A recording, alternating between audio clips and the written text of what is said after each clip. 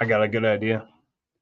Okay. Welcome into the Paddock to Podium. We are about to be getting going here with the Austrian Grand Prix at the Red Bull Ring. And if you're curious, this is what the Red Bull Ring looks like. If you have not seen it before, we got 3 DRS detection zones. This track is known for its fast straightaways and demanding corners. We are about to get going here with the Red Bull Max Verstappen car on the pole position. He had a great qualifying round and lap there as well. So, Ollie, what are you looking for in this race? Well, it's going to be very high tire drag because we're having a bit of a tailwind into turn 3. The winds are going from north to south, and I'm going to interrupt myself here because the 5 red lights are on for me. Took a little bit, but we're racing in Spielberg. Bit of a weird launch there from Lando Norris. He might leave himself a bit vulnerable to the Mercedes of George Russell there. Ooh, tried to go for it. Couldn't quite get it done. There's a Lewis Hamilton there, I believe, running wide. 3 wide. We got some rubbing going through corner number 1 there, about the 6th or 7th position, Ollie. We got some definite contact there, about the 7th spot there. Could not quite tell who it was with, but there was a 3-car wide there. Sergio Perez. Oh. But the looks to have been, side by side now with Piastri and Perez. I do believe the McLaren is a quicker car here, and Piastri is about to demonstrate it by holding position. No, is he? No, Perez is going straight at the inside. Fair play to him. And, that's Piastri on the gravel there, nearly going off. Oh, man, obviously, he had a lap time deleted yesterday for going wide. I'll take a trip to the beach there. Yeah, nearly. Well, he wants to try the Valtteri Bottas and go the other side onto the grass, activate the McLaren lawnmower. But obviously, Piastri has had a bit of a tough story with the gravel recently because yesterday he had a lap time deleted. Leclerc told to box. I don't know if he has damage. I think he might because look how slowly he's coming into the pits.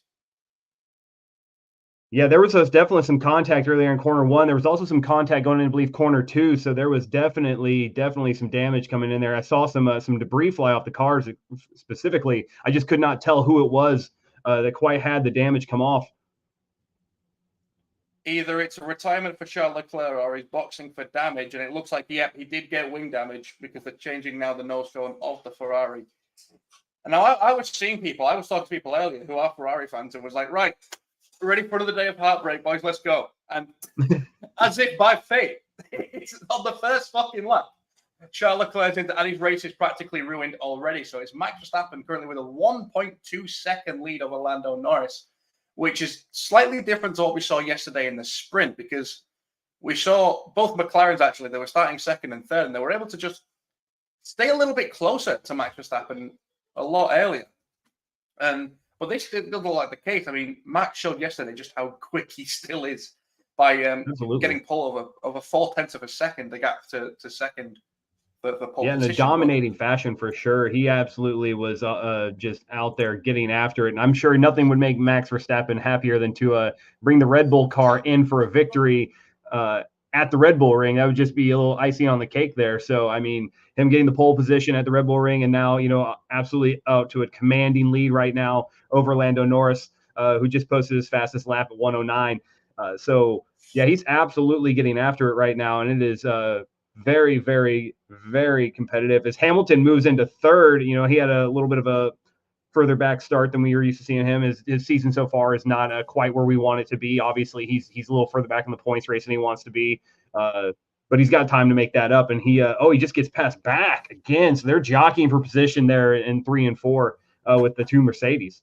No team orders there, that's for sure. I mean, there never really has been since George Russell joined the team, because if you look back to how it was with Hamilton and Bottas, it was very much a dynamic where, all right, Bottas, you're letting Hamilton win at all costs. And to be fair to the kid, he still did manage to pick up 10 race wins, but there was only cases where there was literally nothing else the team could do. And it would have been unfair to tell Bottas to just let Lewis through.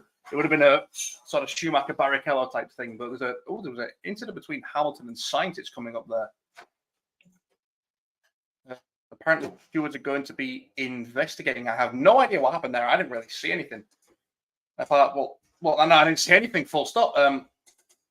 Looks like we've got no real on-track battles at the moment, but we've had the 2 Mercedes somewhat closer together. Zhou Guanyu making up 2 places from the back of the field. We have a bit of a DRS train forming between Russell, Hamilton, Sainz, Perez, and Piastri, with Nico Hulkenberg in the Haas, only just slightly dropping off the back. But this is about what I was expecting. It's just there's not going to be any, late lunges on the brakes. There's not going to be any mental moves just yet, while we, wait for the strategies to fold out for the race, just to grow into itself a little bit more. But yeah, so it's not going to be anything mental just yet, which I'm sure goes against the traditions that we've had at the Austrian Grand Prix of old. Looking at you, 2020. But Lando with the fastest lap, but he still looks like he's dropping off the back of Verstappen. That doesn't make sense in the slightest. I mean, having being fast one lap and being slower the next isn't something that's unheard of. But you're right, he did post the fastest lap. It was a heater, 109. But Verstappen has just been so consistent, and it's hard to really catch a guy who consistently runs a good lap. And especially when there's no one out in front of him right now, he's got nothing. He's running his own race. He's got no pressure on him whatsoever, and that's a hard person to catch because. And they were talking earlier as well, the hard compound tires, the soft compound tires. Red Bull hasn't apparently been running hard compounds here at all at the Red Bull Ring. They've been running soft compounds, and it's going to be interesting as we were watching this race and they were doing the intro here, discussing some of these things at the Red Bull Ring and how some of the teams were preparing the tire compounds are going to be really intricate here, as well as the weather. I mean, we're not expecting any rain or anything like that, but it is supposed to be an overcast day today. They're not going to get a lot of direct sun, so it's going to be dealing with some clouds. How's that going to affect the traction, the tire choices, things of that nature? So there's a lot going into this race from that perspective as well, just from how this is going to go. But it doesn't seem to matter for Max Verstappen at all. That's what you were talking about. Yes, this is exactly what I was talking about. First lap, you see that debris come off. Yeah, I had no idea. I was looking. I normally am quite well with spotting things like that, and I always look through the entire field there. But I just didn't pick up on that. And it was Oscar Piastri in the McLaren and Charles Leclerc in the Ferrari who just came together, and that's what gave Leclerc wing damage. Now, obviously, with me not seeing that, I thought the call to box for Charles Leclerc was that's him done. That's him coming in to retire. That's him gone. Yes. Yeah, it looked like like I said, it looked like debris coming off there. I could not see whose car it was, but they went 3 wide there very, very early, and it was just, you could tell disaster written all over that. And unfortunately for Leclerc, that is not what you want to see, or especially for Team Ferrari. You don't want to see that. And unfortunately for him, he's having a very good year. He's having a very good weekend here at the Red Bull Ring, and unfortunately, right off the bat, he is pretty much done for the day. So that is incredible as well. Turn one drama. Well, they always say, don't you? You can't win the race on the first corner, but you can definitely lose it.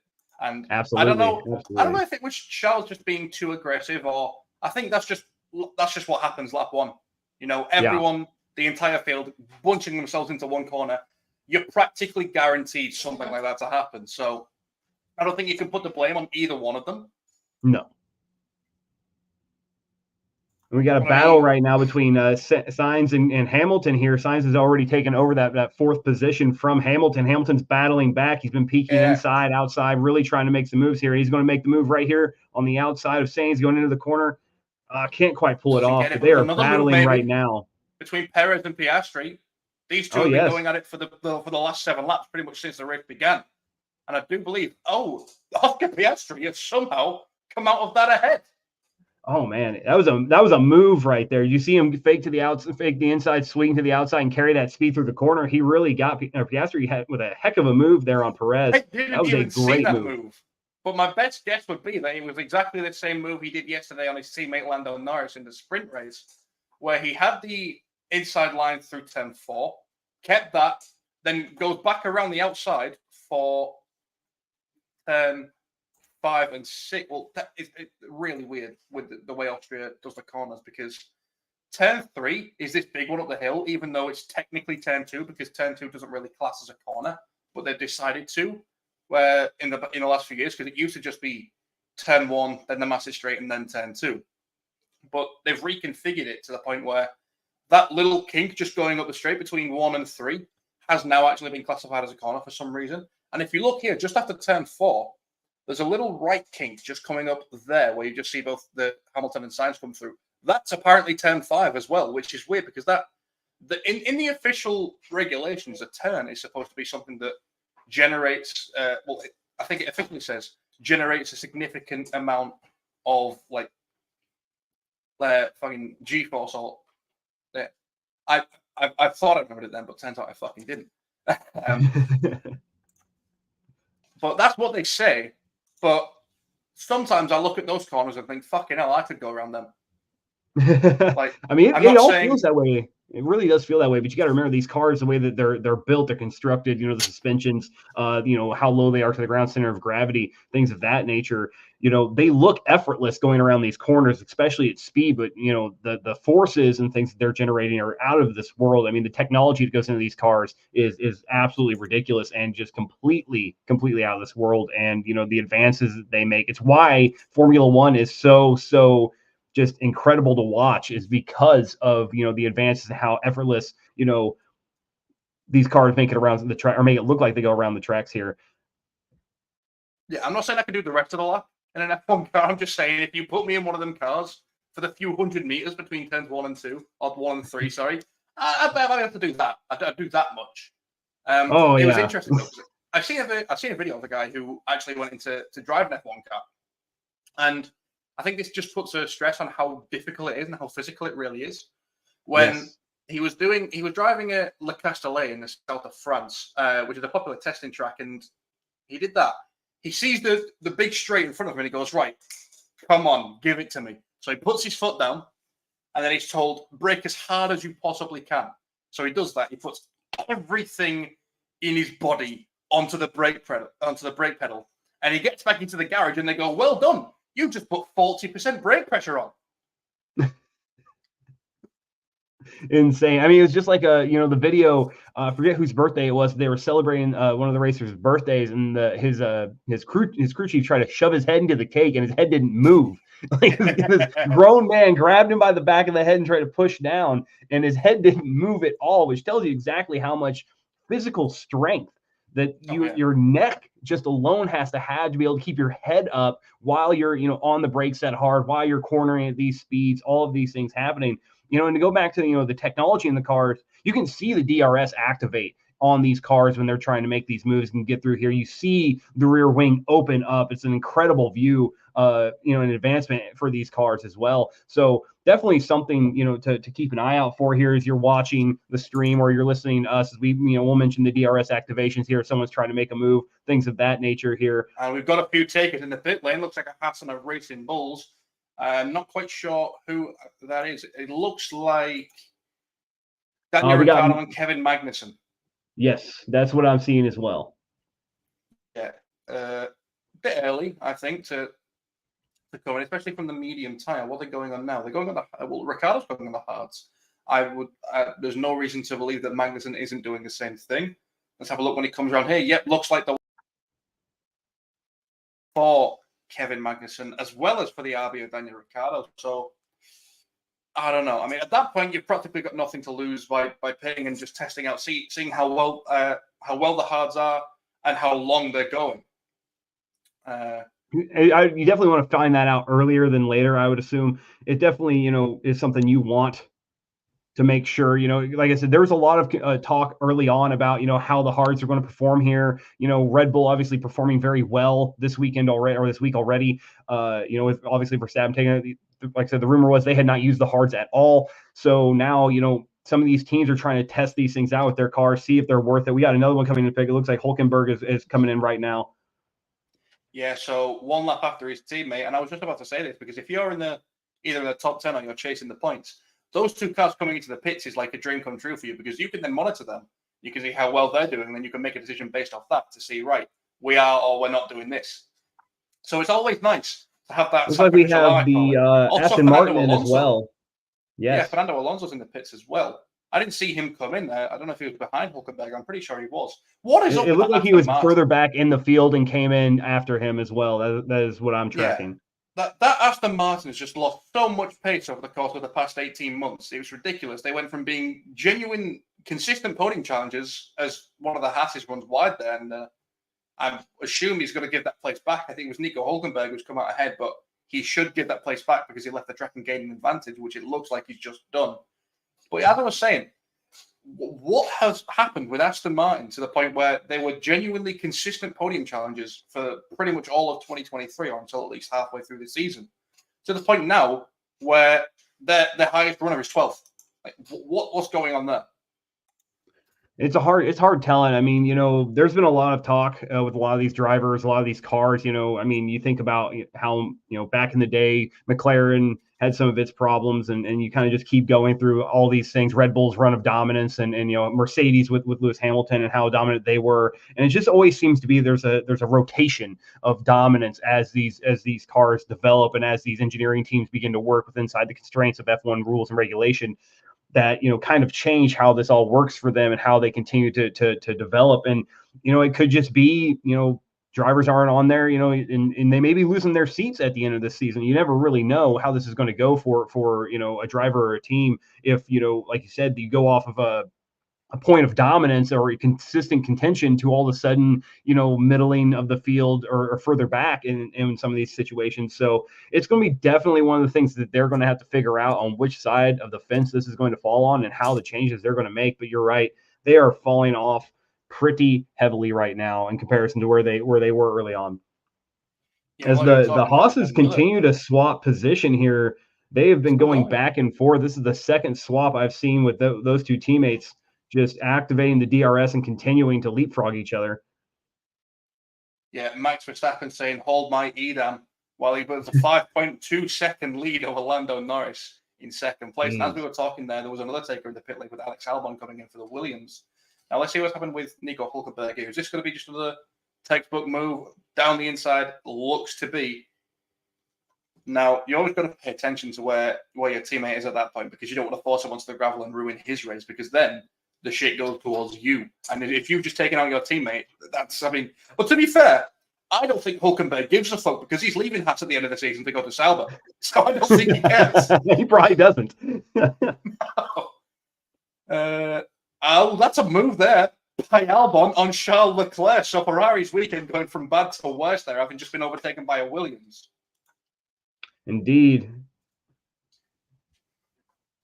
And he holds the position going into turn 4. Wow. Well, that was not on my bingo card. Absolutely not. I mean, I don't think it was on Leclerc's bingo card either. I don't think he intended to be back here racing with the Williams at all. I mean, like I said, he was up front going into turn 1. That was not a big problem for him pretty much all week here as he was at the Red Bull Ring in Austria. So one bad turn has made his day completely spiral out of control. Yeah, I mean, it must be so frustrating for Charles Leclerc knowing that you've got a car that's leaps and bounds ahead of these guys and you just can't get past them for whatever reason. Like, he's finding it so difficult now to pass a Williams. And then there was a Kevin Magnussen team radio there. His team were just telling him to calm the fuck down, stop wasting his tires, because they've just come onto these and they're trying to see how long these can go. I don't think they'll make it to the end, but they're telling him just to calm down, just watch your tires, because we need to go as long as possible on this to try and maybe capitalize on a late safety car. Who knows? He's also, he made the comment, Hülkenberg 2 or just me, and they said both cars need that, and he definitely came out and said it was a 2-word answer, and it was a viable answer from his perspective. But it is rather, just telling of what the disconnect sometimes between the drivers and the intensity out there and what the crew's really wanting to get going here. Yeah, Leclerc's hit the beach as well, yes. So we've got a few going for a sunny retreat in Spielberg. Don't know where exactly that was, but it allowed Alex Albon to capitalize on it. And here we're now looking at Esteban Ocon. Are we going to see another fight between teammates? Because Gasly's closing in pretty quick. But if I'm Gasly right now, I'm going to tell the team, get me a change of underpants ASAP, because Esteban Ocon's got a bit of a weird history with coming into his teammates. Man, Verstappen stepping it out to 5.8 almost on Lando Norris. Absolutely dominating right there. And, Norris is no slouch either. He's got about a 4-second lead on Russell. So, I mean, this is the top 3 or top 2 guys are absolutely in a class of their own right now. with Sainz and Hamilton and Russell pretty close to each other there for the 3, 4, and 5. Yeah. To be fair, the only gap now it's under a second is with the two Hasses. And it looks like it's only getting smaller, which completely contradicts the radio message we just heard from the Haas team to Kevin Magnussen, telling him to watch his tires, to slow down, maybe not fight Hulkenberg, but he's saying, no, fuck that. I want to pass him. Leclerc's coming into the pits again. Is this him saying, we've just been overtaken by a Williams. I don't think it can get any more embarrassing here. We might as well just save the engine and retire. I think that's what might be happening here, unless they've got tires prepared. They do have tires prepared. Okay. What's this? These Interesting. Are medium tires going on. What the? Okay. He may be having some traction issues as well after that little trip to the beach that he had there. Could be something there that very interesting to keep an eye on here. Leclerc's going to come out, and he's going to be right in front of Max Verstappen here as he comes out of the pits. So he's right in front of Max Verstappen now, as he is the last car in the field. But Verstappen closing in on some stragglers here as he's going to be catching both Leclerc and the Williams running 20 and 19. So this is going to be very interesting here how he's going to navigate. This is the first true test Verstappen's had with cars in front of him all race long. So we'll see how, Leclerc on brand new tires there is going to fare, as well as how this Williams is going to fare going up against Verstappen here. Yeah, well, he's now about just under half a second behind Logan Sargent. And at this point, I'm saying, if you can't get past Logan Sargent, leave the sport immediately. You're in a Ferrari. He's in a shit box. It's Logan Sargent. If you can't pass him, leave. You're done. You can't get any worse from here. And is that a pass? Nico Hulkenberg. There it is, right there. Passing DRS someone other than his activated. teammate. Wow, never thought I'd see the day. Whew. Right. Oh, this is going to be a bit of interesting. There was nearly contact there between Joe and Magnussen, but Magnussen gets ahead of him now, and the teammate scrap is once again back on. I think they've definitely focused on stop fighting each other and start fighting the field here, because they are making a run together. They're definitely, double teaming every single car they come up against. One goes one way, one goes the other. So they are definitely making the moves. They are doing the work here. And I think maybe that, although that comment he had about, fuck that, we ain't saving tires, we're going, may not have been about his teammate. It may have been about, going and getting this field kind of moving up, getting position here and really getting after it, because maybe these tires do feel good for them and they want to get after it. So, but like you said, it's definitely something they need to take into consideration here for the longevity of this race, especially projecting how these tires are going to go the rest of the way here. I always hate these races because, I normally love watching Austria, but there's nothing on track. What are we supposed to talk about here? There is nothing. There's nothing to the point where they just cut to fucking Lando Norris, whose nearest car ahead of him is the nearest car to him is 4.4 seconds behind him. Yes. What the actual? And then you've got Daniel Ricciardo, if you're looking 16th, who's 2/10 behind Zhou Guanyu. This TV direction, honestly, if one day I meet the man responsible for this TV direction, I want to drop kick him. It really is something that's rather incredible. I mean, you think about how these cars are able to get out and kind of space themselves and run those things. As we got, what was that? Ocon is in the pit right now. See what tires. Just listen to that engine. Looks like we got another car here in the pit as well. Do we? Yeah, Valtteri Bottas. 2.8 second stop for Ocon. Wouldn't surprise me if this was double that. 2.6. Probably the best stop I've seen from the Sauber pit crew this season. I mean, nowhere near where they should be. But given where they were in Bahrain, not managing a stop under 5 seconds, that's not bad. I don't know if they've just sacked way out there. And I don't know if they've sacked a lot of them and had a complete overhaul. But if they have, it's worked. There's no way that's the same pit crew that we saw in Bahrain and Saudi Arabia. There's no way. Because that was a crew who couldn't manage a stop of under 5-6 seconds. And for them to go from that to now halfway through the season, we're at a 2.6. What's this with Zhou Guanyu? Is he about to get overtaken? Yes, he went right really now. wide on this corner, really, really wide. Yeah, oh, there's contact from the back there, is that? It was. He got hit from behind. I don't know who hit him. Not very happy with one of the Aston Martins. I think it was Fernando Alonso. Yeah, he bumped him hard. I think it was Alonso, but it wouldn't surprise me if it was Lance Stroll. I think it was Alonso because Alonso had just moved up. I'd seen it on the tracker there. So yeah, I believe that was no, it was not Alonso. I think it was because Stroll's come out. Oh yeah, because that's a pit exit there. You're correct. Yeah. On the medium tires now, about 7 seconds behind Pierre Gasly. Stroll and Gasly, two people who just signed contract extensions with their respective teams. Lance Stroll on today's episode of Who the Fuck Expected Anything Else? Because his dad literally owns the team. And the only reason he's ever leaving this team is if he says, I don't want to be here. And now we've got Lewis Hamilton in the pit. So the first of the front runners then, seeming to, and we've got Sergio Perez in as well, so seeming to make the medium tires last a lot longer than everyone else. Whether that's a strategy thing or whether they just got better tire day, I have no idea.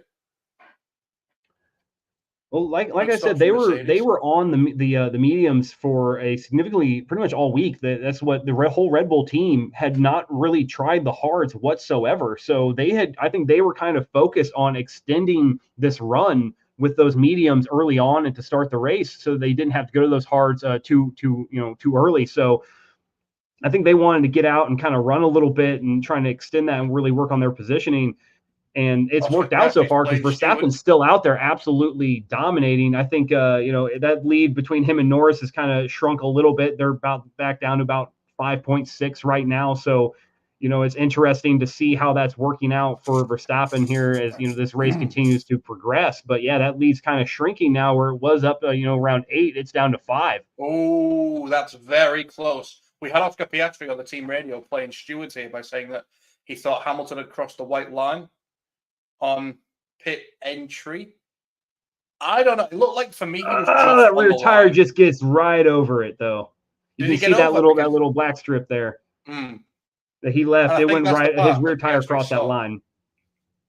Yeah, I think that was the part that Piastri saw because he didn't really come into view until Hamilton was practically back across it anyway. So you can see with the angle the car was at, because he had a big snap coming off of turn 9 coming into the pits. You can see where, as he came into shot, the angle that Lewis was at, you can see why he would have thought that.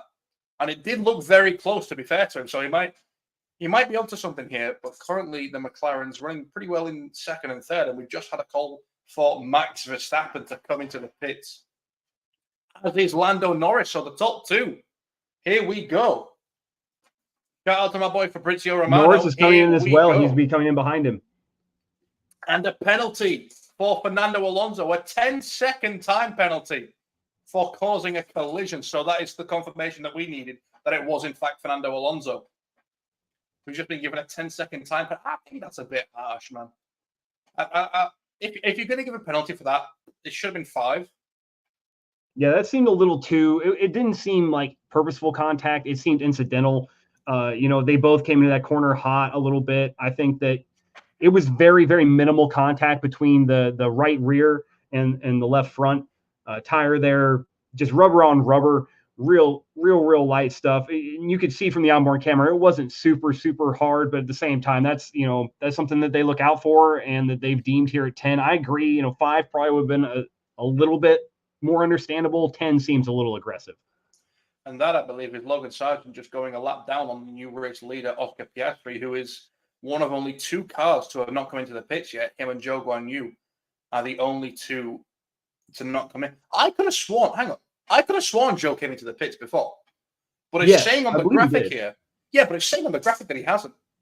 That's insane. So I believe then that Oscar Piastri is the only driver not to come into the pits. What happened here? We're showing a replay of Max's stop. This is going to be close on the exit. Yeah. You see Lando Norris just had to check up a little bit to avoid going into the back of Max Verstappen, who he's saying launched right into him. And does he have a case there to potentially protest for an unsafe release? Oh, wow. don't know. I don't think that's worth a penalty for Lewis Hamilton. What's happened? A 5-second. So Piastri was right. He was right. I told you, you Piastri saw the rear was tire right. go over that white line. He left a black streak, a solid. It was clearly across. He lost that car, lost his traction, came in a little too hot. Big mistake from Lewis Hamilton here going into the pits. I mean, he clearly came in too hot off that corner, and he let that rear end of that car slide as he was heavy on the brakes trying to get down into the pit box. So, or in the pit lane there. So he went clearly over that line. I was surprised. I didn't think it was enough to maybe get a penalty, but I think they've gone back and looked at that and said, yes, he did indeed cross that line. And it was very clear that left rear tire did slide across. Well, accidental or not, that's what it says in the rule book. The white line is there. If you cross it, that's a penalty. As harsh as it may seem, the white line is there for a reason. And if you go across that, that's on you. You deserve. Well, you might not deserve the penalty, but you're definitely going to get one. And race control has noted the incident between Verstappen and Lando Norris in the pit lane regarding an unsafe release. Now, I was in two minds over whether he had a claim there. I don't know. What did you think of that, Joe? Because it didn't look like that much to me. Yeah, Norris had to check up a little bit, but I don't know.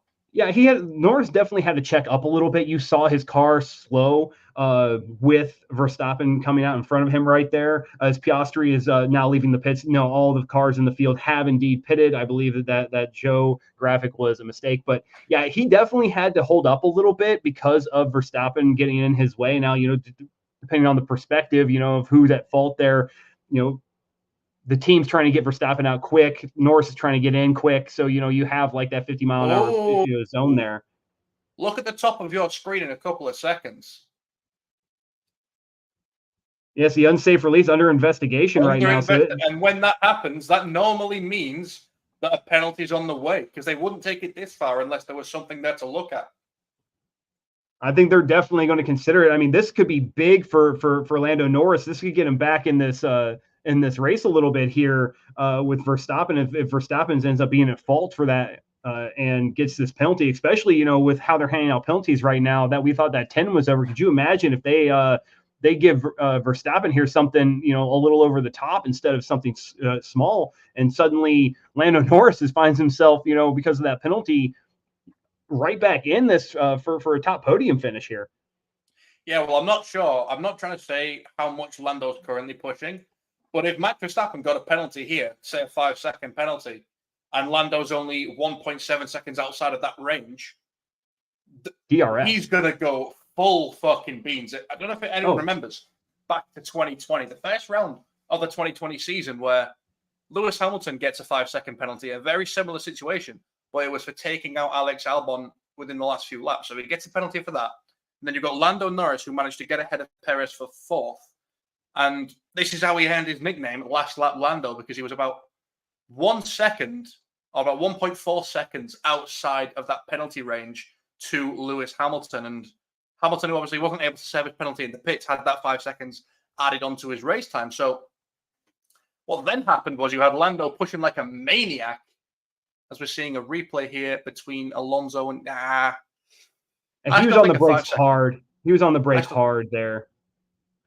I still think a 5-second would have been fine for that. I don't think a 10 seconds was warranted, really. I mean, I realistically there, I feel like, that corner's kind of tight from the entrance to exit there. It's very difficult. And Alonso was clearly on the brakes hard, trying to get woed up. I think he got turned into a little bit there as well. Kind of, that was kind of a mutual sort of collision there. Really incidental in most situations. You saw the tire smoke. Obviously, he didn't expect to run in there that hot with that sort of, with Zhou's car right there. And it really just was incidental contact. But yeah, I mean, it's the more you watch it, the more you're kind of like, oh, is that really warranted? I don't know. But it is what it is. They've put the penalty on, and that's something he's going to have to battle with right now. Yeah, like I said, I don't think at 10 seconds. I think at 5 seconds would have been more. Because normally, when you get a penalty for causing a collision, it's a 5 seconds, unless it's like a really serious one, in which case you'd get a 10 seconds or maybe even a stop and go penalty. But I don't know. I don't think it was really a racing incident because I think Fernando just overcooked it slightly and then ended up going into the back of Joe. But 5 seconds would have sufficed for me. If I was a steward, that's what I would have given. But here we go. This is going to get spicy because it's Esteban Ocon and Fernando Alonso. These two have a bit of a history together. Do not like each other from their time in Alpine a few years ago. And acting as sort of the cork in the bottle here, as Zhou Guanyu's in the pit lane, is Daniel Ricciardo. Now, this is for the last points paying position. This is for P10. So maybe they were talking about extending the points down to, say, 15th, which I think would be a good idea because now we're going to see a bit more racing like what we're going to have here because there's actually something to race for. They've got an incentive if they pass these cars because normally the decent racing happens for 15th, 14th, 13th when there's no points on offer. But now you see you've got 3 cars there fighting for 10th and now a 4th now because Pierre Gasly's just joined the back of it as well. So Gasly's now joining the party. Better bring some bottles. And so realistically, between 13th all the way up to 9th or to 10th, there you're right. It's a very, very tight window there. You're talking 3 cars within a second of each other, and even that from up to 9th, there's only a 1.2 second separation there between Ricciardo and Magnus. So this is a very, very tight five car race right now. Max Verstappen complaining a little bit about the wind. I don't get Max Verstappen's complaints because this is the type of driver who will complain about his tires and then proceeds to set the fastest lap by like a second. So I always take Max Verstappen's complaints with a pinch of salt because there's no way it can be that bad when he's still driving this quickly. But we see the wind graphic here. It's going pretty much southeast to northwest. They have a solid tailwind down, that first straightaway after corner number 1 just allows them to really get a good run there. So, it's very interesting. They're going to have that tailwind. I mean, 12 miles an hour isn't a lot, but it definitely provides a little more push down there. So expect to see some more action there. But back to what you're saying about the 15th, putting the points back to 15th. That's just, like you said, more racing, everything of that nature. Very, very more entertaining, more to race for, better for the fans. I think you'll see a lot more competition that way. It'll be interesting to see if they move forward with that. We've seen a lot of expansion across a lot of sports these days where, more teams, in certain sports are more to play for, more reasons to play, more playoff situations, more point situations. All these things are incorporated to make it more entertaining for us. So I agree that I would like to see that. I think it would be an interesting thing to add. Because imagine right now, if you're talking 15th to 9th, it's not a very far gap right now between those cars. So you could be major racing. And at that point, Leclerc just moved into 18th here. He's only about 3 seconds back of 17th here, and he's moving up a little bit here. So if that's the case, even though Leclerc's having a bad day, if 15th was the points mark, he would still be in contention for points. And let's not forget as well, it'd make the championship so much more interesting because you've got teams that are consistently having both cars within this range. So you have teams consistently finishing with both cars in 10th to 15th. This makes the tail end of the championship so much more competitive, so much tighter. And there's also going to be a lot more to play for in terms of prize money and position in the Constructors' Championship coming into the season. But as we were talking there, we have another Red Bull under investigation. This time it's Sergio Perez for speeding in the pit lane. So the pit lane seems to be catching a few of them out. That'd be 3 right there. Sergio Perez, there we go. As I was saying, that's a 5-second time penalty for Sergio Perez. Right as I nearly had an aneurysm watching Gasly nearly go into the back of Esteban Ocon there. They still haven't looked at Max yet. It's been under investigation for quite a while. I think they want to make sure they get it right. I think that if you make a mistake and you rush this decision, you're going to change the entire layout of this race. The way it's going right now, it's going to change the entire dynamic. So I think that they are going to take their time on this and see what's really going to happen here. But if I'm Lando Norris, I'm not leaving it to chance. I need to get on my horse and start pedaling right now because he's getting out there. He's about pushes back to 8 seconds again, and that's something that I think that Lando Norris does not want to see, even though Lando Norris has still posted the 2 fastest laps of this race and still is giving up ground to Max Verstappen. Yeah, well, as I was watching the Spanish Grand Prix, I think it was last week or the week before, there was something interesting that I noticed there, and it was that for the first time in about a year, there was a race with no yellow flags, no retirements, which coincidentally, the last one before that was the 2023 Spanish Grand Prix. And I don't want to jinx anything, but it looks like we're on our way for another one of those back-to-back 2 weeks in a row. Now we've seen some close calls today for sure. I mean, Leclerc's first corner had to go get his nose cone changed out. So I mean, it's not, it hasn't been fully clean and everything like that. And as I'm saying, Leclerc is in 18th now. He's moved up. He's continued to climb. He's within 1.5 seconds of the 17th spot still. He's moving up the field. So having his nose cone changed out, he's still climbing a little bit here. This could still be a very good day as we have just under half of a race to go for Leclerc. If things continue to play out his way, it may not be all lost at the end of the day here as he continues to make up time. So, and you see a pretty decent mix of tires here. Mostly everyone's gone to the hards. We got about 5 or 6 people who are still running the mediums right now. Russell, I think that one of the Aston Martins is still running a medium. Both Aston Martins are actually still running a medium, and Leclerc and Zhou. Leclerc's back in the pit lane, so clearly those mediums aren't the preferred. Well, they clearly are the fucking preferred type because he's just gone on to a new set of mediums. So I don't know what I would say in there. But this isn't helping my confusion, right? Because Lando Norris has just set the fastest lap again, but he's still losing time. No further action. There we go. No further action on the pit lane incident between Verstappen and Norris. I didn't think there was anything there. So this doesn't surprise me, really. No, not at all. I think that, we saw what was concerning there. Both drivers, I mean, I think Norris maybe had to get on the brakes maybe a half second sooner than he was going to need to get into his pit lane. Anyway, they were very, very close in their pit boxes. I think it would have been a different story if Norris was further down the lane. There may have been some discussion there. I think that they looked at where Lando Norris was beginning to kind of curve into to get into his box there and how. And he's pulled it off. Fair play to him. There's Esteban Ocon on Fernando Alonso for 12th. Now, he's got his teammate right on this is going to be rear end here. That was the move that, to be fair, he got that move done a lot earlier than I was expecting. And he's now look at the block there, the teamwork. He's been pushed wide by Esteban Ocon, and Pierre Gasly will be furious with that one. And now I think he might find himself under threat from Fernando Alonso, who's just going to back out before turn 4. But Gasly thought he had a run through turn 3 there. Alonso's reaction as well. Wow. They got him good. They ran a block maneuver there, and he allowed him to get his teammate to get the DRS open there and go past Alonso on the outside. And I think he just carried a little too much speed into the corner with that late DRS activation there to pull in there. But that was some major teamwork there for both of those cars to get past Alonso. Yeah, but speaking of Alonso, he's just coming into the pit lane now, which after a situation like that, it's very easy to assume that there's been contact somewhere and that he might have damage, but I can't see anything on his car. I can't either.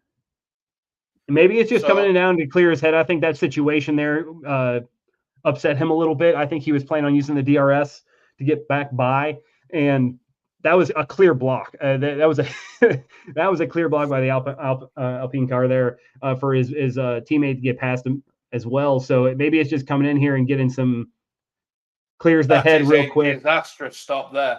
If you take into account if you take off the 5-second penalty that he had to serve, that's a 9.4 second stop. Oh man, yeah, it would seem slow. That was very. So right here, you're going to see right here. You see this replay. You're going to see this block. DRS gets activated. There's the block on Alonso. That's what he was saying wow about, the block from Ocon. Yeah, the block right there. So there was contact. There was contact on the tires there. Wide. I think he might have been. So Esteban Ocon having no shit from his current and former teammate. I don't think he knew his teammate was there. I don't think he knew. No, well, Gasly did have a ridiculous amount of closing speed, to be fair. So it's easy to... Yeah.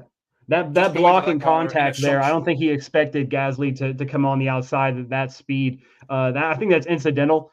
But yeah, I mean, you could tell he was clearly had the inside lane there, and if he's big lock up from Yuki Tsunoda, nearly collected Alex Albon going into turn 3. Both of them got through cleanly, but that was close. We're getting some very close calls now. I think it might be only a matter of time before we see some people come together. Yeah, there's definitely been a lot of contact so far, and we've been lucky not to see anybody get collected here as of yet. But they are definitely starting to get a little scrappy out there, and they are putting wheels to wheels right now. There's a lot of tire smoke going on from either hard braking or some contact, as we've seen already between Alonso and the Alpine cars. Yeah, Oscar Piastri here just consistently, gradually closing into the back of Lewis Hamilton here. He's been about 0.3 a lap quicker for the past 5 laps here. So we should see a battle between the two in the next 2 to 3 laps, I'd say. And Daniel Ricciardo's now in the pit lane as well. So that's his second stop of the race. Any battles, please, TV director, show me something. I don't just want to see a McLaren, even though I am a McLaren fan. And as much as the car looks fucking sexual, I want to see people next to each other, please. So 1.4 seconds now, the gap. So no, it's 1.5. It's sort of fluctuating between that 1.4, 1.5 range. So we're gonna have a battle here soon. Hopefully, they're going to show us here between 13th and 14th, where it's down to 0.3 of a second for that position right there for the Aston Martin closing in on that 13th spot. Lance Stroll, yeah, closing into the back of Alex Albon, which they're not going to show us because apparently a McLaren with a car 1.5 seconds ahead of him is more important than an actual on-track. This reminds me of Monaco in 2021. This reminds me so much of Monaco in 2021, where you know how Monaco is. There's no overtaking. It's such a tight circuit. The walls are everywhere. And we get 2 cars, Pierre Gasly, Sebastian Vettel. One of them's come out of the pits right next to each other. We got Magnus in the pits right now as well. Ooh, yeah. So they're out of the pits, side by side. We're thinking, who's going to come out of this? How are they going to get the move done? Fucking TV director cuts to Lance Stroll going over a curb in Sector 3. Who wants that? Who? No, none of that. Like, what? Oh, my God. My TV was nearly broken that day. I thought, right, I was like, this motherfucker better be, I was going to say he better be in hospital to take away from what we just missed. We got Stroll and Alba right now going back and forth. They've been swapping back and forth between 12th and 13th right now. That battle is definitely intensifying. Stroll had it for a second and lost it to Alba. Show us the battle! For fuck's sake! I want to see the battle. Where's it? There we go. Yes.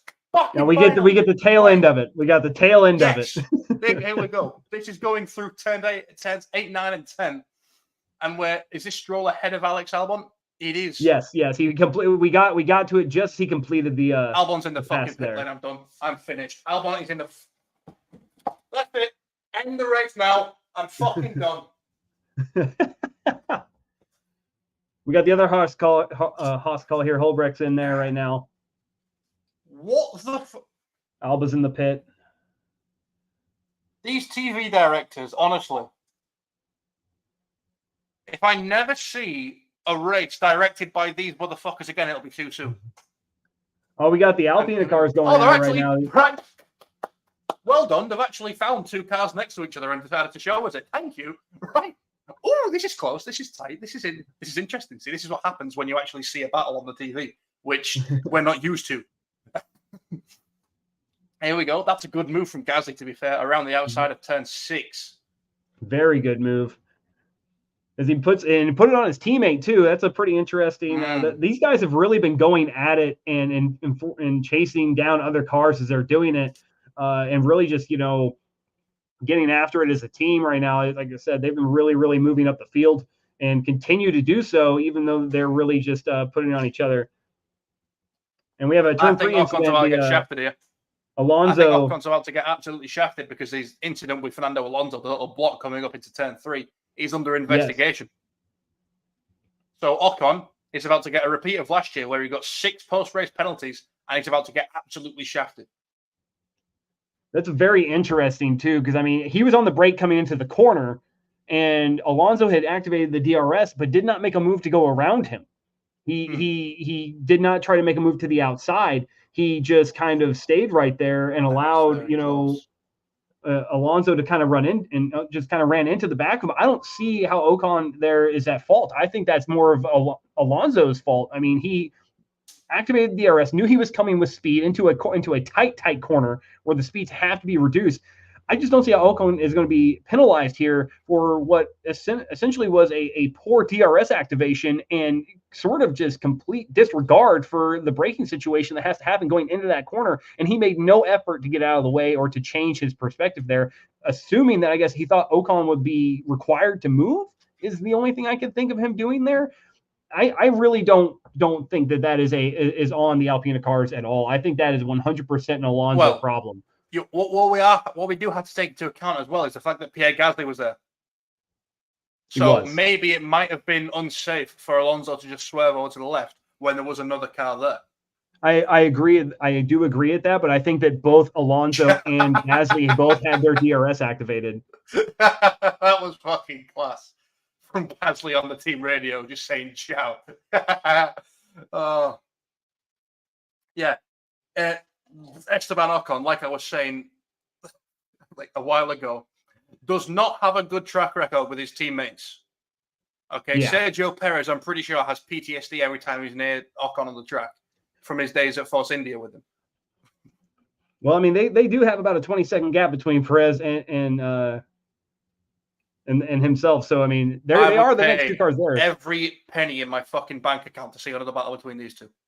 It's a pretty big gap. I don't think we're going to see it, but I mean, back to that incident, I think that, if you have to take into account that Gasly's there, you have to take into account the cars in front of you. Why activate the DRS? Gasly's on his DRS. He's on the outside of you. You can't go anywhere, and yet you've activated your DRS on the car that can't activate its DRS because the next closest car is outside of the window. So you essentially boxed yourself in at speed and then ran into the back of somebody. Like, I'm sorry, 1 + 1 is going to equal 2. Right, let me get this straight. So you're suggesting we ask a racing driver not to overtake someone? Is that right? I am recommending that we ask a racing driver, if he's going to try to overtake someone, he better make sure he doesn't have to go fucking through him or another car to do so. Well, yeah. Which is clearly what he would have had to have done in that situation because he was being challenged by Gasly. What the hell? Besides, he did not have a choice. There? Oh wow, that's a bit of bodywork that's just flown off the back of Esteban Ocon's car. No idea what part it looks that like is. Some ducting there. Yeah, probably important. I have no idea. Here's now Max Verstappen going up to lap the entire field. Ocon's in the pit lane, which is where the fuck's Gasly? Oh, Gasly came into the pits last lap. All right, that's right. Lance Stroll's in the pit lane as well. Let's see what these guys are able to do. Nice stop for Ocon, 2.2 seconds there. Good stop by the Alpine crew. And a 2.4, that's another good stop by the Aston Martin crew as well. Oh, we might have another one. We might have another getting struck for crossing a white line of pit entry. This time it's Alex Albon who's getting stiff for it. Oh, man. Hey. Albon was the one who was complaining about Hamilton, was he not? No, that was Piastri, I believe. Was Piastri who was complaining? Oh, could you imagine if it was Albon and he's getting a little bit of like snitches get stitches kind of thing? But yeah, I mean, and don't look now. The early pit by Leclerc has him sitting firmly in 12th. He could be in line here. He's only about 4.5 back of Ricciardo for 11th, and that's really only about another 2.5 back of Magnus in 10th. So Leclerc slowly but surely working his way back into points contention for this race after having a disastrous start. This is big. 3 pit stops as well while he's at it. Yes, absolutely. So he is slowly but surely beginning to climb his way back up here. If he times this right, he could find himself in solid points contention. There is the confirmation of everything I was expecting. 5-second penalty for Alex Albon. I suppose as stewards, you've got to do that, haven't you? Because then you've got a driver raging, going, well, why did I get a penalty, but he didn't, for doing the exact same thing? Absolutely. So it's a 5-second penalty for Albon, which should only drop him. Might actually drop him back to 17th as things stand. I think it will. But not if Lance Stroll, Yuki Tsunoda, and Fernando Alonso keep battling like they are. Stroll looking in his mirrors, checking for the progress of the Racing Bulls. But Fernando Alonso is that? No, that's a Mercedes, sorry. I thought Fernando Alonso just pulled an unholy lunge on Yuki Tsunoda. But no, it's George Russell. It's about to come into the pits.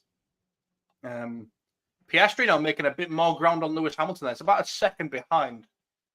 So he is quicker, but completely disregard anything I said about there being a battle within 2 laps because that's fucking well gone.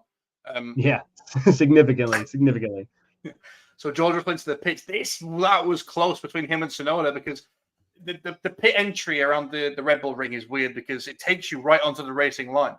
So if you've got a car behind you who's not coming in, but you are, and you're slowing down that much, the car behind you has to have some serious cojones to move past you at that sort of speed. We got Russell in the pit right now. No further investigation. 2.3 seconds for George. Yeah, I was going to say that just seemed like incidental contact. You know, Alonso just had the DRS activate. He had nowhere to go. Like I think that he anticipated having somewhere to go when he activated the DRS. And he had I don't think he expected Gasly to be on the outside with such a run that he had there, and it just kind of all came to an end there for him, and he really didn't have anywhere to go. So Yuki Tsunoda is not going to be happy with that. He's not going to be happy with George Russell there. Now, this is the same man, if we remember, who's just been fined 40,000 euros for using obscene language on the radio. We've heard a couple of those lines today. So, oh no, this was like bad. Like, oh, yeah, this was bad, and it's 20,000 now and 20,000 suspended until the end of the season if it ever happens again. Oh, he's got to be on his best behavior then. Exactly. Yeah, but it's Yuki Tsunoda we're talking about, so I wouldn't bank on it. I wouldn't hold your breath. And I thought that was Leclerc in the pits again. Sainz was a very, very fast stop as well. 2.4. Is this Oscar Piastri going for a complete lick the stamp and send it the thunder from down under, getting past Lewis Hamilton into P3? Woo! Nice move there. Able to hold him off from P. I'm happy with that. I'm really proud of that. Thunder from down under. I'm proud of that one. Whenever I see now Oscar Piastri, that's what I'm calling him. Thunder from down under. And he's beginning to open it up a little bit here on Lewis Hamilton, who's still staying right in his back pocket, but is beginning to slip a little bit here as we're seeing about a half a second now opened up by Piastri. Yeah, just absolutely no nonsense, straight down the inside on Lewis Hamilton, making him look like he wasn't even there. But is this Lewis Hamilton? Yeah, Lewis Hamilton's going to go back at him. He's going to have DRS into turn 1 and into turn 3, and probably, if he doesn't get the move done, into turn 4. So Piastri's got to be wise about it here, because he will have a fast charger Mercedes with DRS for 3 consecutive straights. And there's a new fastest lap from George Russell, I believe, a 109.1. Ooh. But besides, we've just cut to Pierre Gasly while Hamilton's just behind Pierre. Do you see what I mean now about this fucking TV direction? Yeah. And how god awful it is. He's right on Leclerc, who is still running off those tires he pitted on a long, long time ago. So this is a big, big, big move here on Gasly if he can get Leclerc, who's been on those mediums for a hot minute. He's been on those tires for a very, very long time. And you wouldn't have thought so. Because he's then again, Leclerc's also catching Ricciardo right now, who, when he began having Gasly get onto him right now, he was about a little over 3 seconds. He's closing that in here a little bit as they're going back down through the first straight there after the finish line. So he's beginning to catch Ricciardo. Pierre Gasly closed in a lot under braking, but couldn't. Oh, he's got an inside line there. Leclerc shuts the door on him here. This is going to be a good battle right now as Leclerc, once again, we have not given him enough credit. 11th position right now after the disastrous start he had.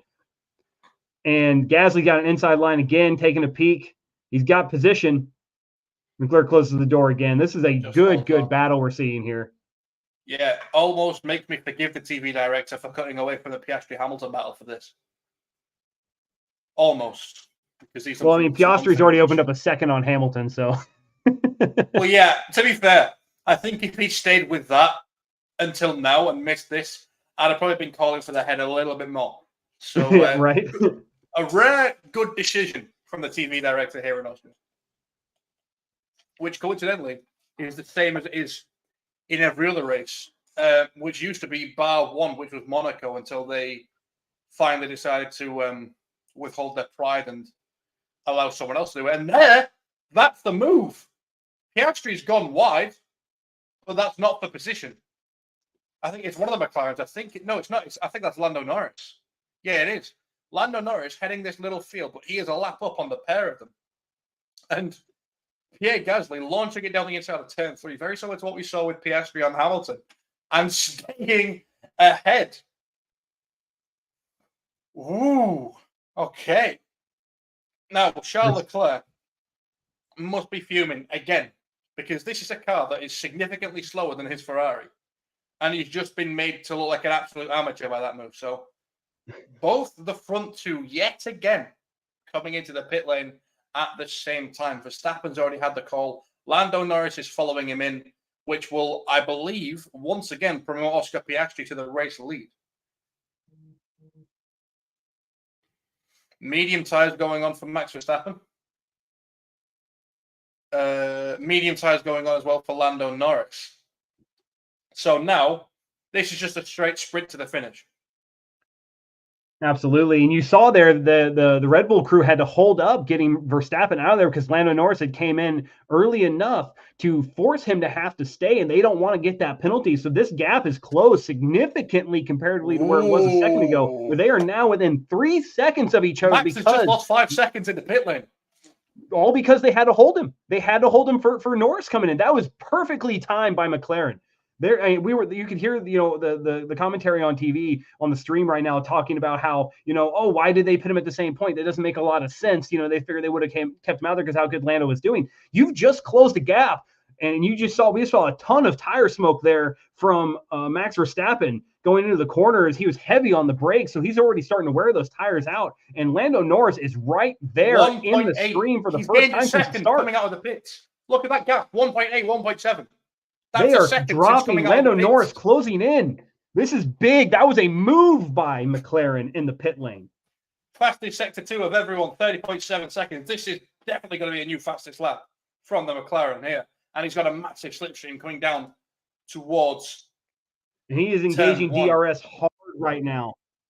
All right, let's see what happened here. I think you might be right here. So the medium tires go. Oh, no. It was the rear left that just didn't want to come off. And then, I believe, because the rear left just didn't want to come off. And then once they did get it off, they'd lost enough time to the point where they couldn't release Max without him going into the side of Lando Norris. So it was the slow rear left that forced them to wait while Lando Norris was moving in. That's why they gained so much, and a big lockup into turn 4 for Max. So that was a nightmare for the Red Bull crew and for Max Verstappen, a lap that he wants to forget, but a lap that he can very easily put behind him and just put his foot down and build a gap back up, which he isn't doing. 1.1 seconds.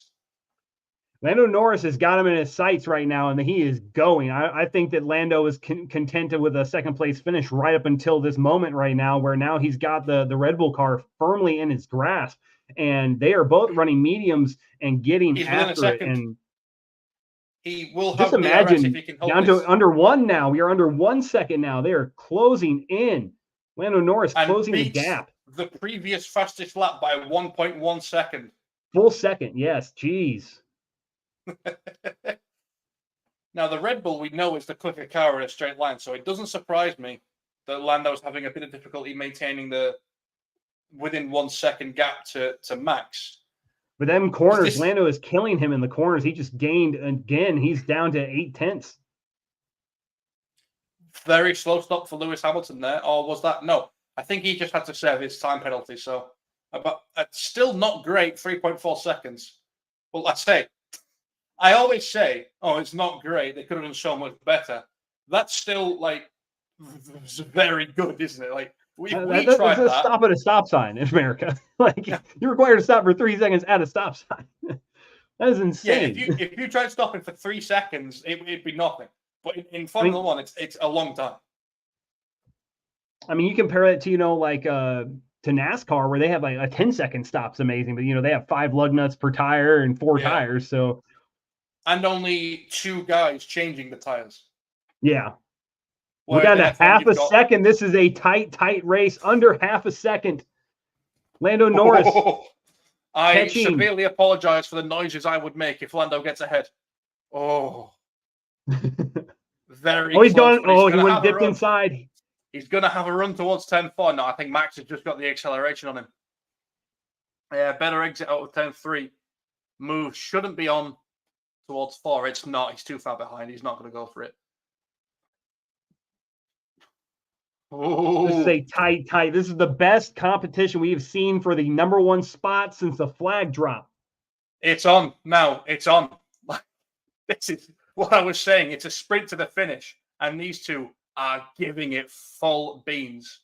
Like, this is what we see normally towards the end of an Austrian Grand Prix from Lando Norris. Only this time, historically, it's been for P3, P4, P5. Now it's for the race win. So how does that affect him now? I mean, he's done it before. He nearly did it in Imola. He did it in Miami. He nearly did it in Canada. So he's definitely sort of desensitized to the idea of fighting for the race win, and we know he can. But as the gap there, that's going to hold him up there. That's a back marker. That's one of the Aston Martins. That would not. Yeah, that's the last thing Lando wants to see coming into 10-3 there. Yeah, Max caught that car just the right time there. It allowed him to really step this out back to 1.2 seconds. And, it all comes back to that perfect block that Max Verstappen had going into corner #1 there. Just completely killed the momentum that Lando Norris had and allowed him to open this back up as Lando Norris is making another charge here through the bends as he's beginning to reel in Max Verstappen again.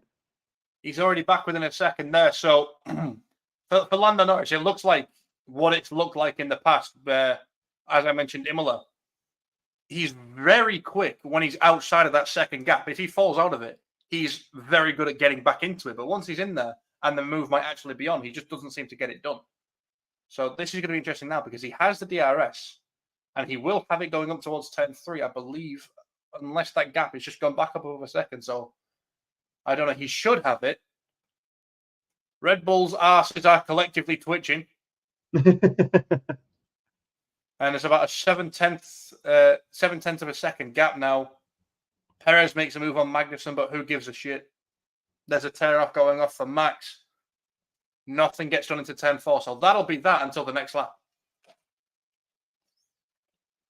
Because they're your 3 overtaking positions into 10-1, 3, and 4. So unless Max goes for a bit of goes to the beach or goes for a bit of lawn mowing, then Lando's not getting past until at least 10-3, I think, on the next lap. And they're coming through 10-9 and 10 now, the final 2 corners. So, and Lando does have DRS, and he's a lot closer than he was the lap before.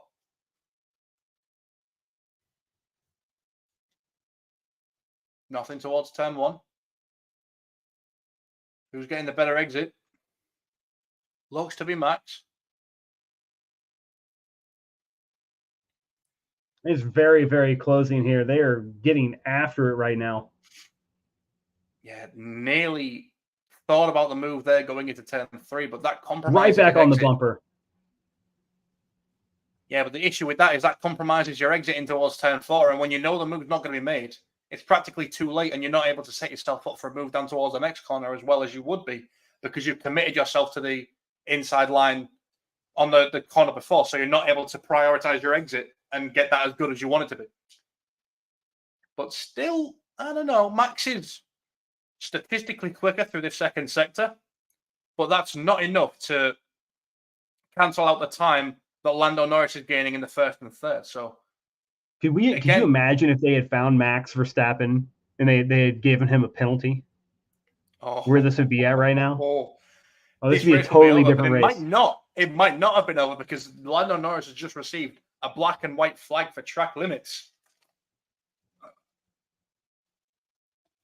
Oh, so if Lando now has to be careful, because if he goes off the track one more time, that's a penalty. Oh, is he going for it? He's going for it on the inside. Locks up. Goes wide. Stays ahead. But he might have to give that place back. The graphic is showing Norris as a new race leader, but I think he's giving the place back. Yes, he is. Either that or the Red Bull's just an absolute rocket ship in a straight line. I have no idea. But I think it looks like he's just giving the place back. What a battle right now. Oh, my heart then. Holy fuck. So, yeah, I think Lando just was giving the place back there because obviously he'd locked up, gone wide. Here we go. Very late on the brakes, just locks up, goes off the track and stays ahead. So normally you see them give the place back, which is exactly what he has done. Oh. Here we go. Round fucking 20 or something. I don't know. I was going to say round 2, but we've seen this for like the past 10 laps. Right. Don't think if there's going to be a move here because he's too far back. And meanwhile, as these two guys are going at it, battling, it's just absolutely getting after it. They have consistently stepped away from third place Russell, who is almost 15 seconds behind this duo right now, as they are absolutely flying. I think that speaks for how purely quick not only these two drivers are, but these two cars are. The Red Bull and the McLaren are the two fastest cars on the grid right now. And this is highlighted by the fact that they've been battling, they've been losing time to each other. And they're still pulling away at a rate of knots towards George Russell. As someone runs across the gravel there. I don't know who that was. I think that was a Williams of Alex. That looked like a Williams, yes. And they've noted the incident with Lando Norris going off the track there. Of course, he was on a black and white flag, meaning that's your last warning. Do it again, you've got a penalty. So Red Bull obviously want to milk that as much as possible, and they've just gone up to race control and said, right, well, he's gone off track. That should be a penalty. Because you stated the lap before that if he does it one more time, he's getting one. I don't know. I don't think there was any advantage gained by him doing that. He gave the spot back. I feel like, he and it was clear, no advantage was gained. That was close. He's right there. He's right there. He's right behind him. He's going for the move down the straight. He's going for the move down the straight. DRS. Verstappen did not get the exit that he was looking for there. Just stays ahead. Verstappen's very good at defending into this corner. We've seen it loads of times this weekend where he's been under threat coming into turn 4, but he holds the inside line very, very well and just forces the driver behind him to take the outside line, which is the slower line around there, and ultimately not end up gaining the position. So I don't know if Red Bull are still going to continue to push to give Lando Norris a penalty, especially under investigation right then. I don't know. There's no way you ruin this race right now. I mean, I understand the rules are the rules, but this is a battle right now. And if that takes the entire thing away, that would allow Verstappen just to coast. And you know what? If I'm Lando Norris and I get a penalty, you're 15 seconds ahead of George Russell. So you just pull alongside Max, say, "Oh, hi, Max, how are you doing?" Bang, there's the wall. Get a 10-second penalty for that. You get 15 seconds. You still finish ahead of George and win. So modern problems require modern solutions. That would be there would be a fight. Max Verstappen and Lando Norris would box if that happens. Imagine that makes me wonder imagine if Kyle Busch was in F1 and we saw something like that. Oh my God. Someone Kyle Busch would do that instantaneously. Dale Earnhardt, definitely. Yeah. Oh man. I mean, if that little showdown with Ricky Stenhouse was anything to go by, fucking someone would die.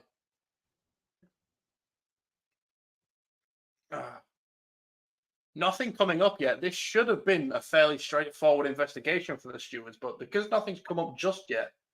I think the longer this goes, the more likely is he's not going to get a penalty. Yeah, I think that's the way this is looking right now. I think meanwhile, Piastri is closing on the Ferrari for fourth right now. There's less than a second there, and that's going to be a battle here for the fourth spot as well. And then it's going to be a battle here to turn 3. Lando Norris going down the inside again. This time it's Verstappen going wide. He got him. Staying ahead. Oh, but Max, I don't think Max is going to have to give that place back. I don't think Max is going to give the place back because they were side by side, or Max might have just been marginally ahead by the time they got to the corner. So Max is going to say, no, I was ahead. I should keep the place because I was forced wide. Oh, but Norris is coming on the radio now saying, well, hang on. Why did I have to give the place back, but he doesn't? Yeah, because the same thing happened there. Max Verstappen went off track in the same manner that Lando Norris was noted for going off track and under investigation. The only difference was that Lando Norris is under a white and black flag. So that's a big discussion right there. And, you know, oh man, that's going to be a talk. Yeah, 7 laps now remain. And by the looks of it, we're getting this for all 7 of them. Oh, so absolutely. This is going to be an absolute blockbuster finish. As Piastri still within that second range of Carlos Sainz there, but I don't think they're nearing any DRS zone at the moment. But I'll tell you who is Lando Norris and Max Verstappen. There's contact! That was contact! And they're both off! That's a puncher for Verstappen! Oh, he got the tire off! Verstappen's lost the rear tire! Verstappen's lost the rear tire! Verstappen's lost his rear tire. There was contact between the two, but I'm pretty sure they were side by side, and the puncture was Max's own doing. Verstappen's right or left rear tire is completely off the rim. He's got no tire on that left rear. It is gone. Shades of Fernando Alonso in Baku in 2018. Oh my God, dude! What a Lando finish. Norris penalty. I think Lando's got damage as well. So could this has just gifted the race win to George Russell.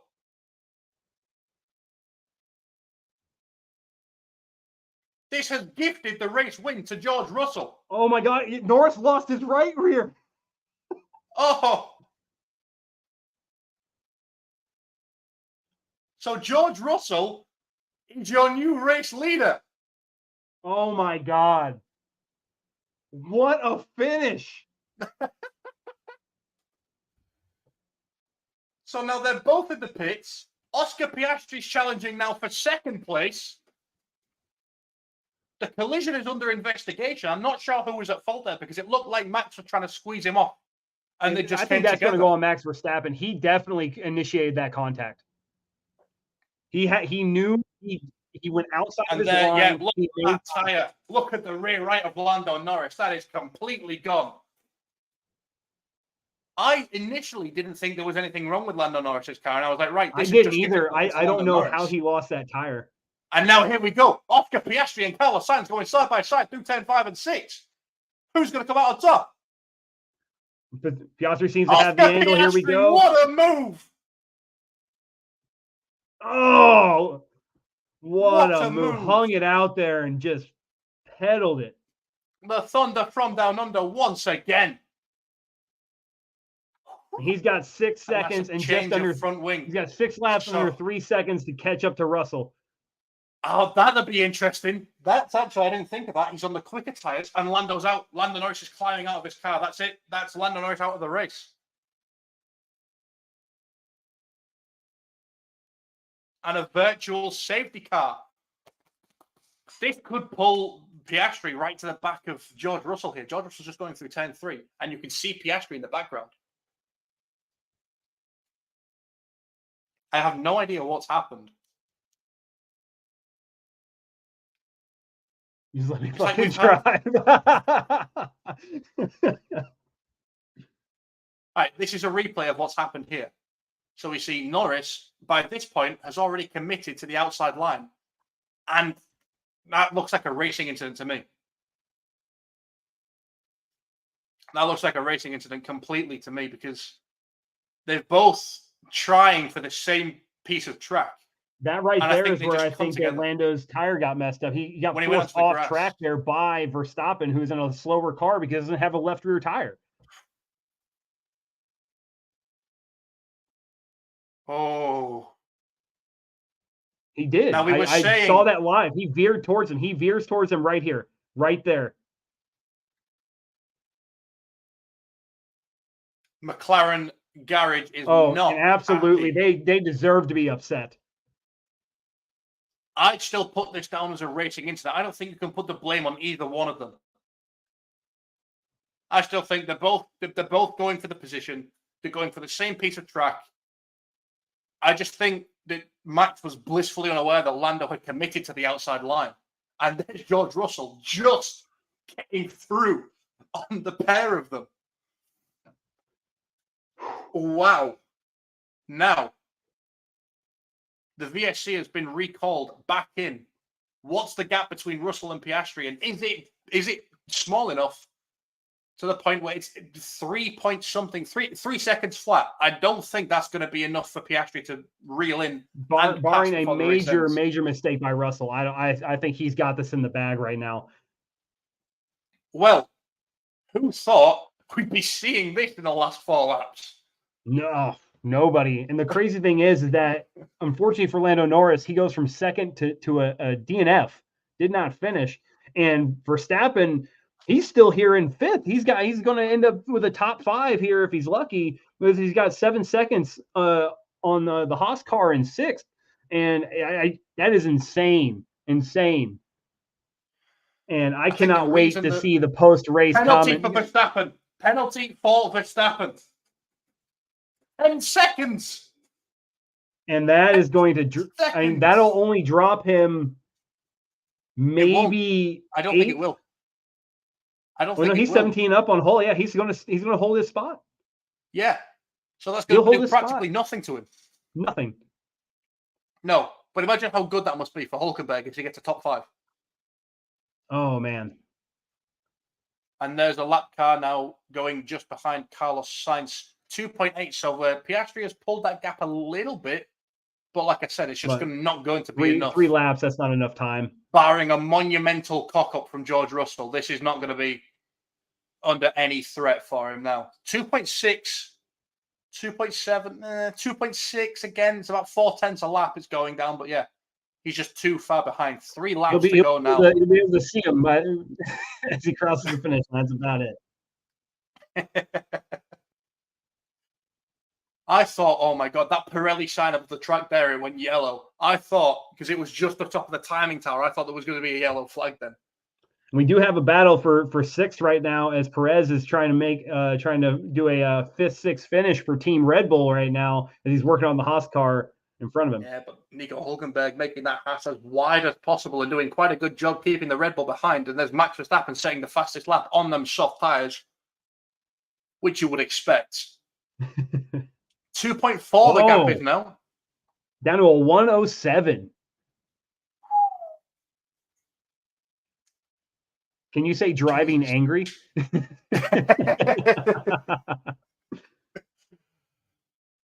2.0 seconds, exactly the gap now between the top 2. So I think if there was 2 or 3 more laps at the end of the race, then fucking hell, Monza, calm down. If there were 2 or 3 more laps, I think Piastri would have a chance. But because there isn't, and George Russell now is praying the checkered flag drops as soon as possible here. But look at that. Oscar Piastri is so much quicker, but there's just not long. The race isn't long enough.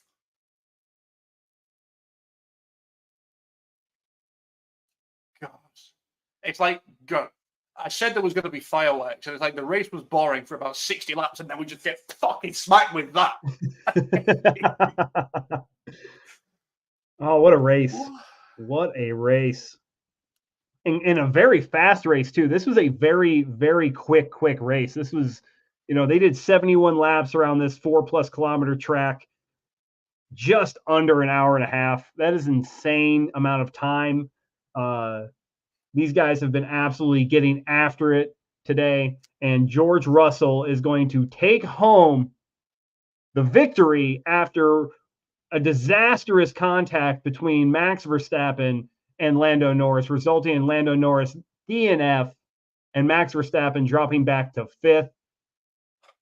And Piastri's realised now that gap's just growing ever so slightly now. Piastri's realised he's not going to be able to challenge for the win. Yeah, he's going to save the car. Trying to preserve the 2nd place now, yeah.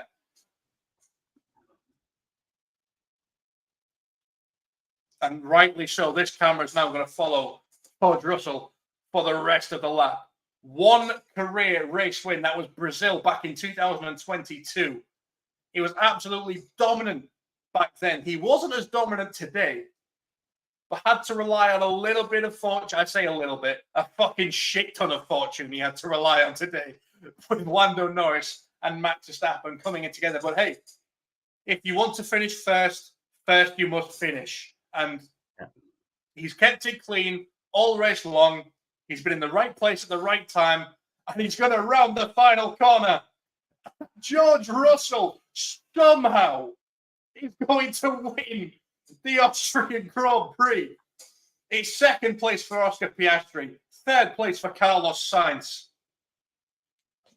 And if I went around and asked anyone who they thought was going to win this, I can guarantee you not a single one of them would have said George Russell. Absolutely. And Toto Wolff, this must feel good. This must feel so good for Toto Wolff. And Perez and they're fighting it. He wasn't at the track for George Russell's previous win in Interlagos. He's there now, and he gets to celebrate with him. But this is going to be close towards the end. This, I think Hulk's got it. It's it sure looks very that small way. Gap. Fastest lap for Fernando Alonso right at the death. But Nico Hülkenberg manages to hold off. And what a finish that is for Haas, by the way. 6th and 8th.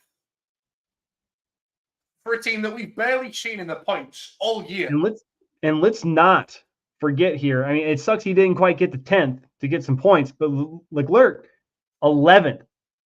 After a disastrous first corner of the first lap, he fights his way back for an 11th place finish.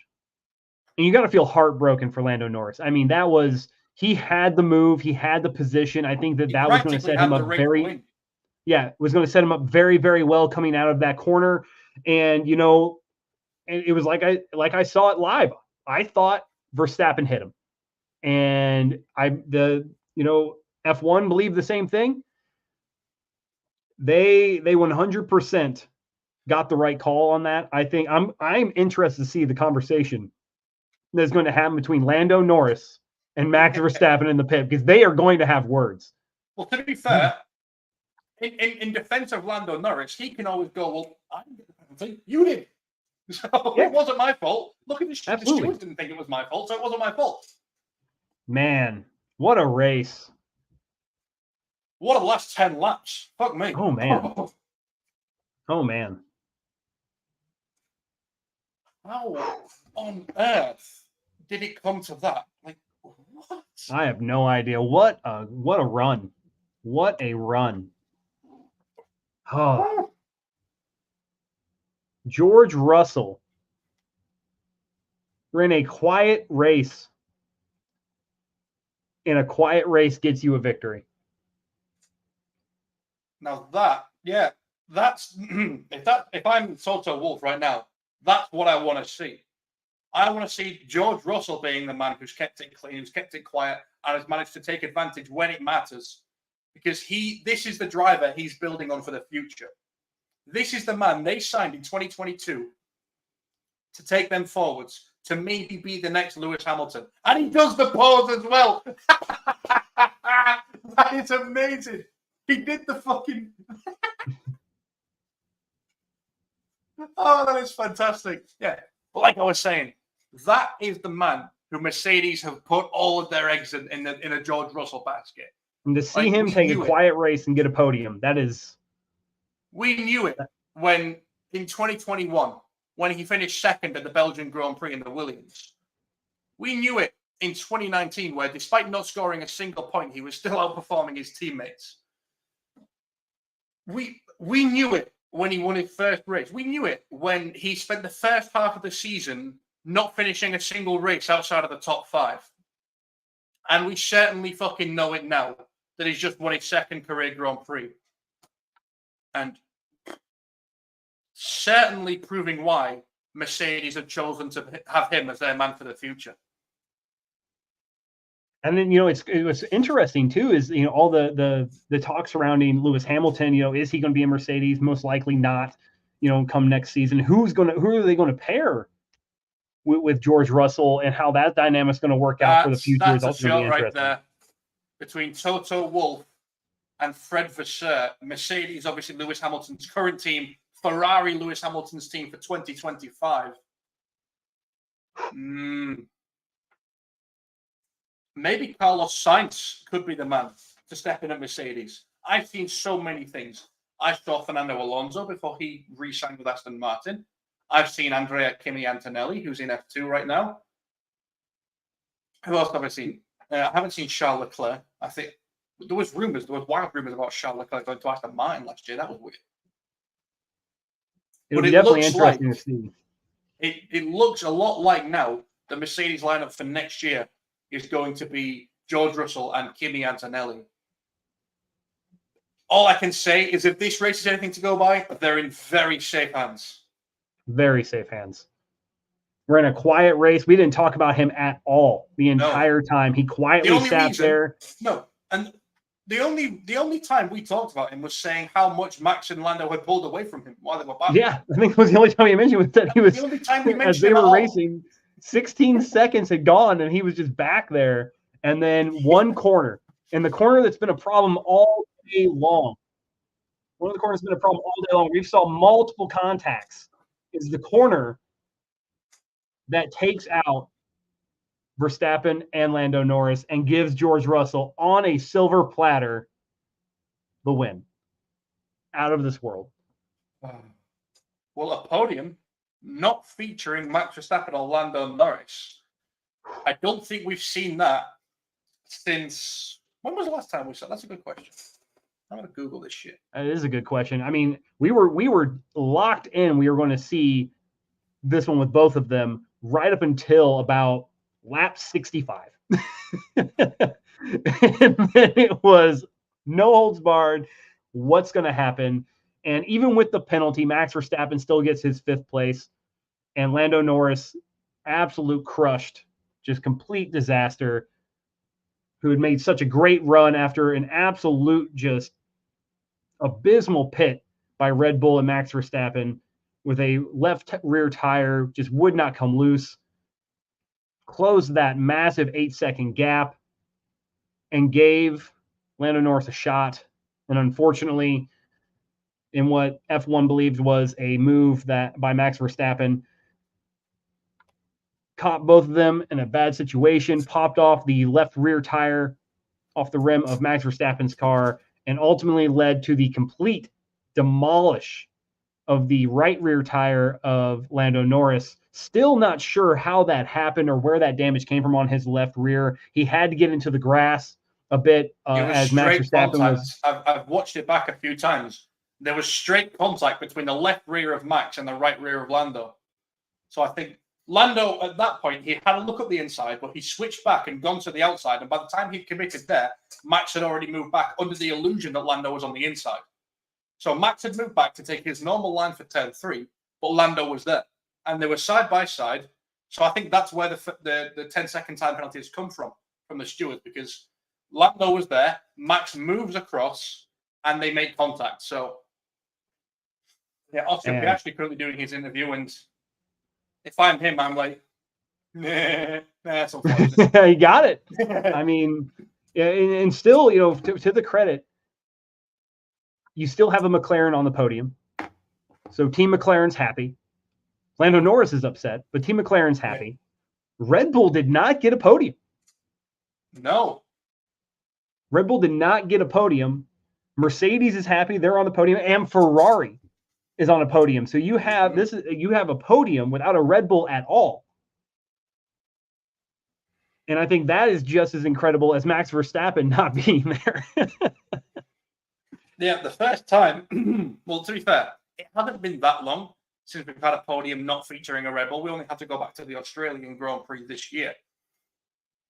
But to find a race without a Red Bull or a McLaren on the podium, I don't know how far back we have to go for that. Yeah, probably before Red Bull was a race team. But yeah, I mean, what a race! I mean, there was a lot of gaps, a lot of distance opened up early on. Not a lot of action up in the front, but the last, I'd say, 15 laps of this race were absolute chaos from positions 1 through 5, and it essentially all melted down to one poor corner with about 5 laps to go between Lando Norris and Max Verstappen. Both of them end up not on the podium due to the contact. Max Verstappen gets a penalty there. It'll be interesting to see in the coming days if anything else is levied in that incident or what they say about it. So be sure to check that out. Ollie, you got any closing statements on the race or anything you saw here today or what you're looking forward to the next F1 series race? Silverstone next week is going to be an absolute bang. Like, if we didn't already have enough reason to tune into Silverstone next week, we do now. After just coming off the back of this, there's going to be fireworks. That's all I'll say. Absolutely. I cannot wait. I'm excited. I know you are, Ollie. If you're an F1 fan and you're not excited for next week's race, you have literally not been paying attention. This was absolutely drama-filled from start to finish, from Leclerc's incident in turn 1 on the first lap to the Lando Norris Max Verstappen battle that ultimately led Lando Norris out of this race. All of that will come to a head during this coming week and into next weekend, where we will be here on Paddock to Podium, breaking it down for you, live commentary for the race. Be sure to tune in. We'll be going live for the start of the race right here. Until then, this has been Paddock to Podium.